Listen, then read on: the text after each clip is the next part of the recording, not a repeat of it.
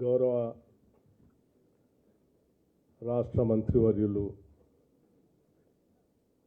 పెద్దలు శ్రీ కోమటిరెడ్డి వెంకటరెడ్డి గారికి, అట్లాగే గౌరవ శాసనసభ్యులు మిత్రులు లక్ష్మారెడ్డి గారికి, బిఎల్ఆర్ గారికి,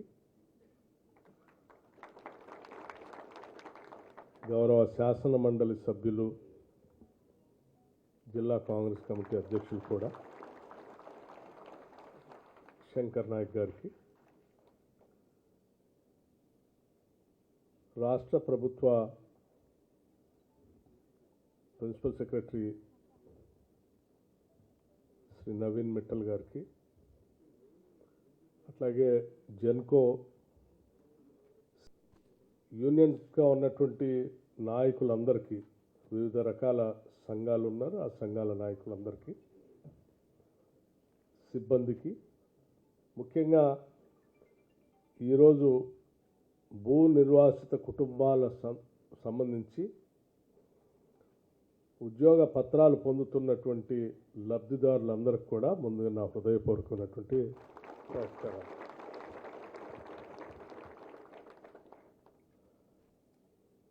సుదీర్ఘకాలం భూములు కోల్పోయినటువంటి భూములతో జీవితాలన్నీ తలకిందులై దిక్కుతోచనటువంటి పరిస్థితుల్లో ఏదో ఒక ఉద్యోగం దొరికితే కుటుంబాలు నిలదొక్కుని బతకొచ్చన్నటువంటి ఆశతో ఉద్యోగాల కోసం తిరిగి అలసిపోయినటువంటి కుటుంబాలన్నింటినీ కూడా ఈరోజు ప్రజాప్రభుత్వం ఇందిరమ్మ రాజ్యం రాష్ట్ర ముఖ్యమంత్రి రేవంత్ రెడ్డి గారి నాయకత్వంలో పనిచేస్తున్నటువంటి ప్రజాప్రభుత్వం యావత్ క్యాబినెట్ అంతా అందరికీ ఉద్యోగాలు ఇవ్వాలనేటువంటి ఒక గొప్ప సంకల్పంతో ఈరోజు నిర్ణయం తీసుకొని ఈరోజు మీ అందరికీ ఉద్యోగాలు ఇచ్చేటువంటి అవకాశం మా అందరికీ కలిగింది. భవిష్యత్తులో ఈ ఉద్యోగాల ద్వారా మీ కుటుంబాలు, మీరు బాగా ఆర్థికంగా సామాజికంగా కూడా నిలదొక్కుని ఈ రాష్ట్రానికి హితోధికమైనటువంటి సేవలు మీరు అందిస్తూ ఈ రాష్ట్ర అభివృద్ధికి ఉపయోగపడాలని చెప్పి మనస్ఫూర్తిగా కోరుకుంటున్నాను. నేను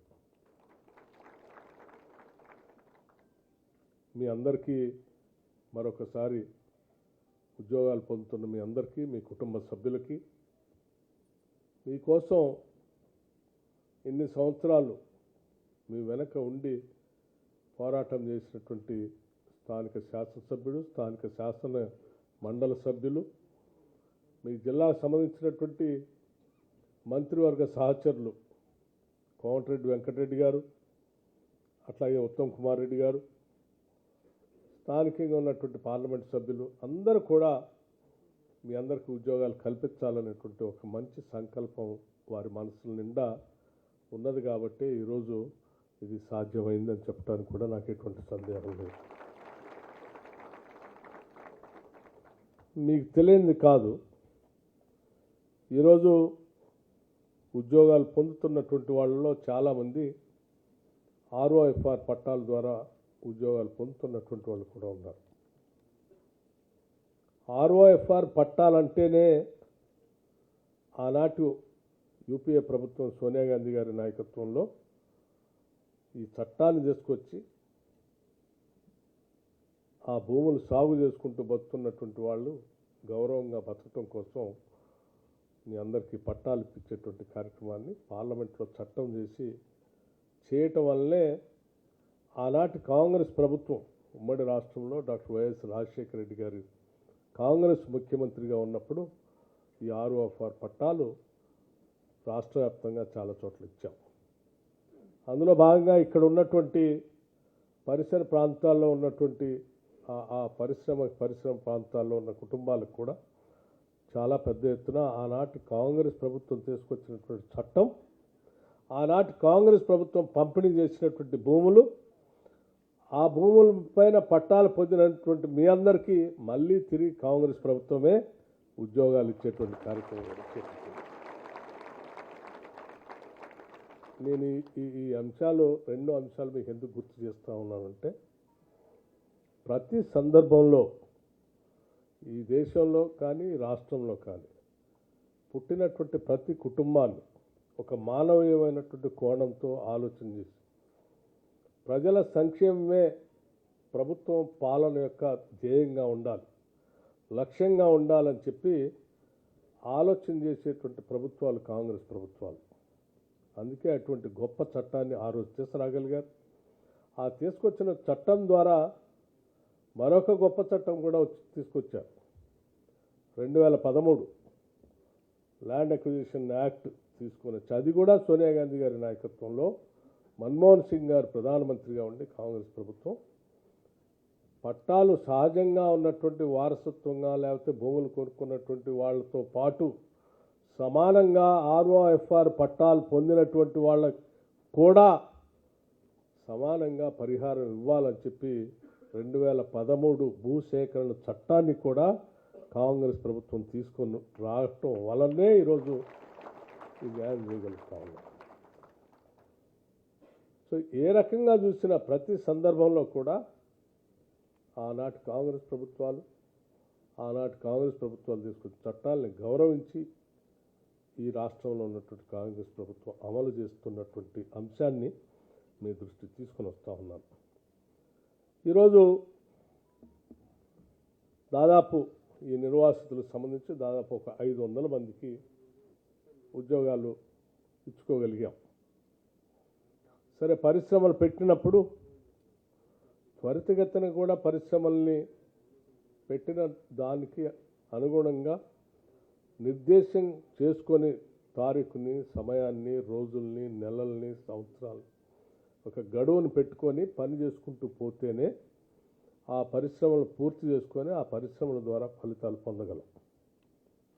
కేవలం పరిశ్రమలు పెట్టి వదిలేస్తే ఆ గడువు పెట్టుకున్నా దానికి అనుగుణంగా పని చేసుకోలేకపోయినా అది సంవత్సరాలు పడి ఆలస్యమై దానిపైన పెట్టినటువంటి పెట్టుబడితో భారం పెరిగిపోయి భరించలానంత స్థాయికి ఎదిగేటువంటి ప్రమాదాలు ఉంటాయి. ఉదాహరణకి యాదాద్రి పవర్ ప్రాజెక్టు సంబంధించి 2022 అక్టోబర్ నాడు NGTలో ఒక స్టే తీసుకొచ్చినటువంటి పర్యావరణ అనుమతుల్ని పూర్తిగా బంద్ చేశారు, క్యాన్సిల్ చేస్తే దాదాపు ఒక 2 సంవత్సరాల దాకా దాని గురించి పట్టించుకున్నటువంటి నాతుడే లేదు, వదిలేశారు గాలికి. వేల కోట్లతో పెట్టేటువంటి పరిశ్రమ ఒకరోజు ఆలస్యమైనా అది భారమే. అటువంటిది 2 సంవత్సరాలు ఆలస్యం కావటం వల్ల చాలా భారం పడుతుంది. మీ అందరి ఆశీస్సులతో, మీ అందరి ఆశలతో ప్రజాప్రభుత్వం రావాలని కాంగ్రెస్ ప్రభుత్వం తెచ్చుకున్న వెంటనే 2023 7వ తారీఖు నాడు డిసెంబర్ నాడు కాంగ్రెస్ ప్రభుత్వం ప్రమాణ స్వీకారం చేస్తే వెంటనే కేవలం 2 నెలల్లోనే దీనికి సంబంధించి రివ్యూ చేసి 2024 ఫిబ్రవరి కాంగ్రెస్ గవర్నమెంట్ ఆనాడు ఆ జిల్లాలో కలెక్టర్గా పనిచేస్తున్నటువంటి హరిచందన్ గారు అనుకుంటా బహుశా, వారితో మాట్లాడి ఇది పెండింగ్ ఉండటం వల్ల చాలా భారం పడుతుంది, వెంటనే మీరు అక్కడ ప్రజల యొక్క అభిప్రాయ సేకరణ కార్యక్రమాన్ని తిరిగి తీసుకొని మనం దాన్ని సబ్మిట్ చేసి పర్మిషన్ తెచ్చుకొని ప్రాజెక్టు ముందు పోయే కార్యక్రమం తీసుకోకపోతే ఇంకా చాలా భారం పడుతుందని చెప్పి ఇక్కడ నుంచి రోజువారీగా దాన్ని పర్యవేక్షణ చేస్తూ అక్కడ పబ్లిక్ హియరింగ్ చేపించి ఆ పబ్లిక్ హియరింగ్ వెంటనే పంపించి దానికి సంబంధించినటువంటి పర్మిషన్స్ కూడా తీసుకొని వచ్చి పనులు మొదలుపెట్టే కార్యక్రమాన్ని కాంగ్రెస్ ప్రభుత్వం చేపట్టింది. ఆ 2 సంవత్సరాల కాలం చాలా భారంగా మారింది. అందుకే కేవలం పర్యావరణ పర్మిషన్ తీసుకొచ్చి పనులు మొదలుపెట్టించడమే కాదు, ఈ యాదాద్రి పవర్ ప్రాజెక్టు సంబంధించి బహుశా చాలాసార్లు రివ్యూ చేసి ఉంటాను నేను. హైదరాబాద్ పిలిపించి ఇక్కడ రివ్యూ చేయడమే కాకుండా అక్కడ కూడా వచ్చి రివ్యూ చేసి క్యాలెండర్ ఫిక్స్ చేశాం. ఏ రకంగా ఫిక్స్ చేశామనంటే ఈ డేట్ వరకు ఈ ప్రాజెక్ట్ కంప్లీట్ అయ్యి ఈ జాతికి అంకితం చేయాలి. అలా చేయాలి అంటే సంవత్సరం లోపల ఎంతవరకు పని పూర్తి చేయాలి, నెల ఎంతవరకు పని పూర్తి చేయాలి, వారం ఎంతవరకు పని పూర్తి చేయాలని క్యాలెండర్ ఫిక్స్ చేసి మీరు ఫిక్స్ చేసినటువంటి క్యాలెండర్ ప్రకారం వారానికి అది పూర్తయిందా లేదా, ఆ వారంలో చేయాల్సిన పని పూర్తి కావచ్చు ఎందుకు కావట్లేదని ప్రతి వారం కూడా దాన్ని రివ్యూ చేసే కార్యక్రమం చేపట్టబట్టే ఈరోజు త్వరితగతిన ఇప్పటికే మనం 2 యూనిట్లని మనం అంకితం చేయగలిగాం, గ్రిడ్కి కలపగలిగాం అక్కడి నుంచి పవర్ ప్లాంట్. ఇప్పుడు కూడా నిత్యం రివ్యూ చేస్తూ దానికి కావాల్సినటువంటి కోల్ ట్రాన్స్పోర్టేషన్ కావాల్సిన రైల్వే స్లైడింగ్ కానీ లేకపోతే రైల్వే లైన్ కానీ లేకపోతే ఇతరత్ర కార్యకలాపాలు కానీ అక్కడ కావాల్సిన కన్స్ట్రక్షన్ యాక్టివిటీస్ కానీ లేకపోతే ఇక్కడ కొన్ని వేల మంది పనిచేసే క్రమంలో ఎక్కడో సుదూర ప్రాంతంలో గ్రామానికి దూరంగా ఉన్నప్పుడు అక్కడ పనిచేసేటువంటి కార్మికులు కానీ అధికారులకు కానీ ఉండటానికి కావలసిన సకల సదుపాయాల్ని మనం అక్కడ ఏర్పాటు చేయకపోతే ఇబ్బంది పడతారనేటువంటి ఆలోచనతో అక్కడికి కావాల్సిన క్వార్టర్స్ సంబంధించి కానీ ఆ పరిసర ప్రాంతాల్లో కావాల్సిన వ్యవస్థలన్నింటినీ కూడా టైం బౌండ్ పెట్టి ఆ క్యాలెండర్ ప్రకారం పూర్తి చేసే కార్యక్రమాన్ని తీసుకొని ముందుకు పోతున్నాం. అందుకే ఈరోజు చాలా ధైర్యంగా గతంలో 2 యూనిట్లు ఎట్లయితే మనం ప్రొడక్షన్లో తీసుకొచ్చామో రేపు జనవరి లోపల అంటే ఈ సంవత్సరం డిసెంబర్ లోపలనే వాటిని సంపూర్ణంగా పూర్తి చేసి జనవరి 15th కల్లా పూర్తిగా ఈ జాతికి అంకితం చేసే కార్యక్రమాన్ని సంపూర్ణంగా చేస్తామని చాలా ధైర్యంగా చెప్తా ఉన్నాం. దీనికోసం ప్రతి నిత్యం రివ్యూ చేస్తూనే ఉన్నాం. ఈ చేసే కార్యక్రమంలో అందరి సహాయ సహకారాలు, అధికారులు, అటు బిహెచ్ఎల్ సంబంధించినటువంటి వాళ్ళు, అక్కడ ఉన్నటువంటి స్థానిక ప్రజాప్రతినిధులు, జిల్లా అధికార యంత్రాంగం సమన్వయంతో నిత్యం దీన్ని పూర్తి చేసుకుని ముందుకు పోయే కార్యక్రమం చేస్తూ ఉన్నాం. ఆ చేసే క్రమంలో సరే కొన్ని ఇబ్బందులు ఉన్నప్పుడు కూడా వాటిని అధిగమించి ముందుకు పోయే కార్యక్రమానికి పోతా ఉన్నామని మీ అందరికీ మనవి చేస్తూ అక్కడ పనిచేసే సిబ్బందిగా ఈరోజు పెద్దలు మాట్లాడినట్టు ఆ ప్రాజెక్ట్ ఒక దేవాలయం లాంటి అక్కడ ఉత్పత్తి అయ్యేటువంటి కరెంటు ఈ రాష్ట్ర జీడిపికి పెద్ద ఎత్తున ఉపయోగపడే విధంగా ప్రతి ఒక్కళ్ళ మనసు పెట్టి దాన్ని పనిచేయాలని చెప్పి ఉద్యోగాలు పొందుతున్న మీ అందరూ కూడా నేను విజ్ఞప్తి చేస్తాను. అలాగే మీరు పనిచేస్తున్న మీ అందరి వెల్ఫేర్ గురించి సంపూర్ణంగా బాధ్యత ఈ ప్రభుత్వాలు. ఇప్పటికే చాలా సందర్భాల్లో ప్రభుత్వ పరంగా ప్రకటనలు కూడా చేశాం. ఈ రాష్ట్రం తెలంగాణ రాష్ట్రం కేవలం దేశంలో ఉన్నటువంటి రాష్ట్రాలతో పోటీ పడటం కాదు, ప్రపంచంతోనే పోటీ పడేటట్టుగా తెలంగాణ ముందుకు పోవాలనేటువంటి ఆలోచనతో ప్రణాళిక తయారు చేసుకుని ముందుకు పోతాం. Telangana is rising, Telangana rising అని చెప్పి ముందుకు పోతున్న క్రమంలో అత్యంత ప్రాధాన్యత ఎడ్యుకేషన్ కూడా ఇస్తూ ఉన్నాం.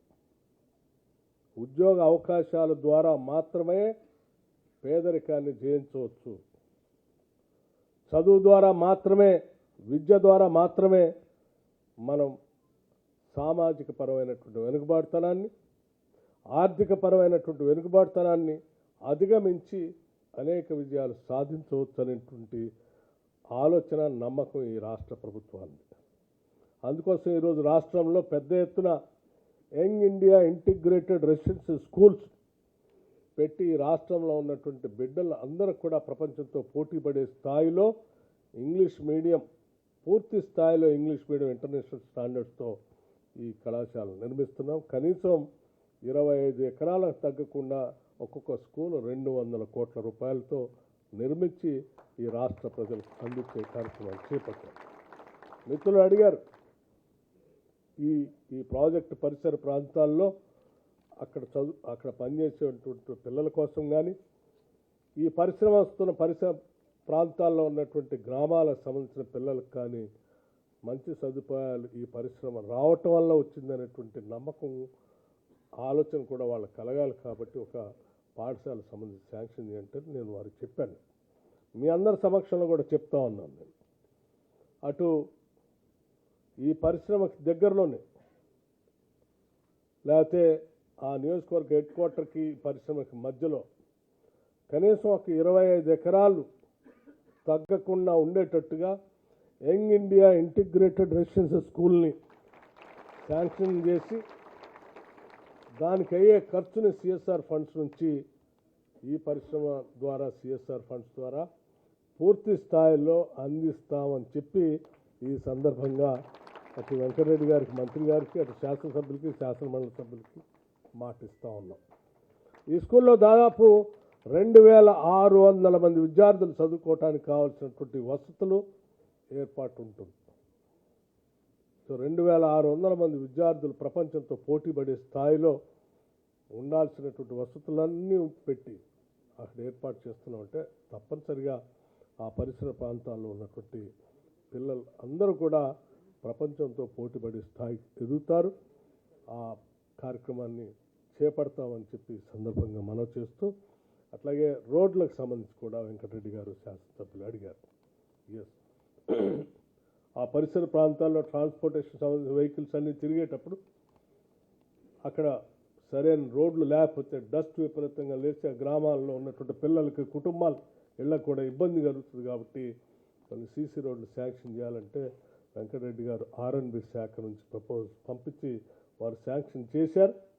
దానికి క్లియరెన్స్ కూడా ఇచ్చాం. దానికి సంబంధించి ల్యాండ్ అక్విజిషన్ కావాలంటే ల్యాండ్ అక్విజిషన్ సంబంధించి కూడా నిధుల్ని నిన్ననే ఆదేశాలు ఇవ్వటం కూడా జరిగింది. ఎటువంటి ఇబ్బంది లేదు.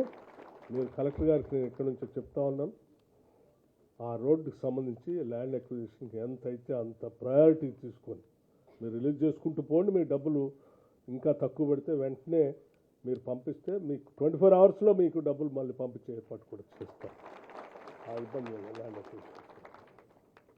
అట్లాగే హాస్పిటల్కి సంబంధించి ఎస్, గతంలో ఆడికి వచ్చినప్పుడు కూడా చెప్పారు, ప్రతి మండలానికి ఒక అంబులెన్స్ కావాలన్నారు. ఎస్, ప్రతి మండలానికి మీకు ఎన్ని మండలాలు ఉంటే అన్ని మండలాలకి ఆ నియోజకవర్గంలో దీని పరిసర ప్రాంతాల్లో ఈ యాదాద్రి పవర్ ప్రాజెక్టు సంబంధించి సిఎస్ఆర్ ఫండ్స్ నుంచే ప్రతి మండలానికి ఒక అంబులెన్స్ కూడా ఏర్పాటు చేస్తామని చెప్పి సందర్భంగా. లేకపోతే గురుకులాల గురించి కూడా మాట్లాడారు. గురుకులాల గురించి కూడా ఎస్, ఇప్పటికే రాష్ట్ర ప్రభుత్వం ఒక నిర్దిష్టమైనటువంటి ప్రణాళికతో ముందుకు పోతూ ఉన్నాం. తప్పనిసరిగా మీ మీ మీ నియోజకవర్గంలో ఉన్నటువంటి గురుకులాలకు సంబంధించి వాటన్నిటినీ మీరు ఎస్టిమేషన్ చేసి పంపించండి.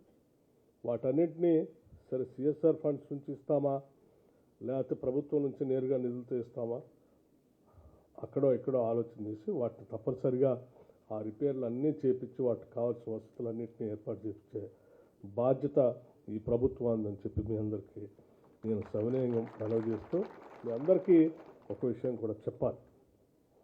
ఈరోజు రాష్ట్ర ప్రభుత్వం వెంకటరెడ్డి గారు మాట్లాడుతూ కూడా ఒక మాట చెప్పారు, కాంగ్రెస్ వస్తే కరెంట్ ఉండదు అని బాగా ప్రచారం చేశారు. బహుశా ప్రచారం చేసినటువంటి వాళ్ళకి ఉన్నది లేనట్టు లేనిది ఉన్నట్టు భ్రమలు కల్పించి ప్రజల్లో బతకడం బాగా అలవాటైనటువంటి రాజకీయ పార్టీల నాయకులు. వాస్తవంగా కాంగ్రెస్ అంటేనే కరెంటు, కరెంట్ అంటేనే కాంగ్రెస్. ఈ రాష్ట్రంలో కరెంటు ఉత్పత్తికి సంబంధించిన ప్రాజెక్టులన్నింటినీ పెట్టించింది ఎవరంటే కాంగ్రెస్ వాళ్ళు. ఆనాటి కాంగ్రెస్ ప్రభుత్వాలు.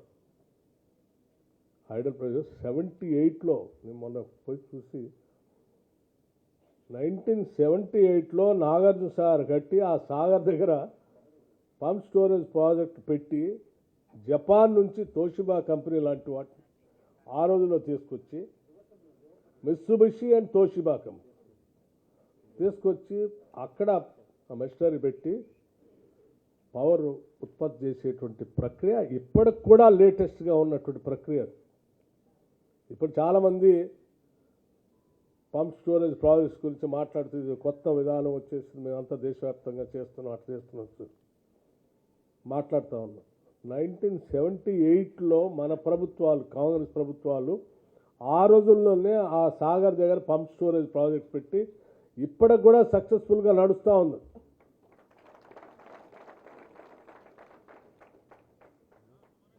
హైడల్ పవర్ ప్రాజెక్టులు పెట్టినా, థర్మల్ పవర్ ప్రాజెక్ట్స్ పెట్టినా, లేకపోతే విండ్ ప్రాజెక్ట్స్ పెట్టినా, సోలార్ పవర్ ప్రాజెక్ట్స్ పెట్టినా, ఏది తీసుకొచ్చినా ప్రతి దాంట్లో ఆనాటి కాంగ్రెస్ ప్రభుత్వాలే ఆలోచన ముందు చూస్తూ తీసుకొచ్చాయి తప్ప వీళ్ళు తీసుకొచ్చి పెట్టింది వీళ్ళు తీసుకొచ్చి పెట్టినవన్నీ వీళ్ళు వచ్చి 10 సంవత్సరాల్లో ఆ భద్రాద్రి పవర్ ప్రాజెక్ట్ అని పెట్టారు. అదేమో సబ్ క్రిటికల్ టెక్నాలజీ పెట్టేసి దాని భారం దాని మీద వేశారు.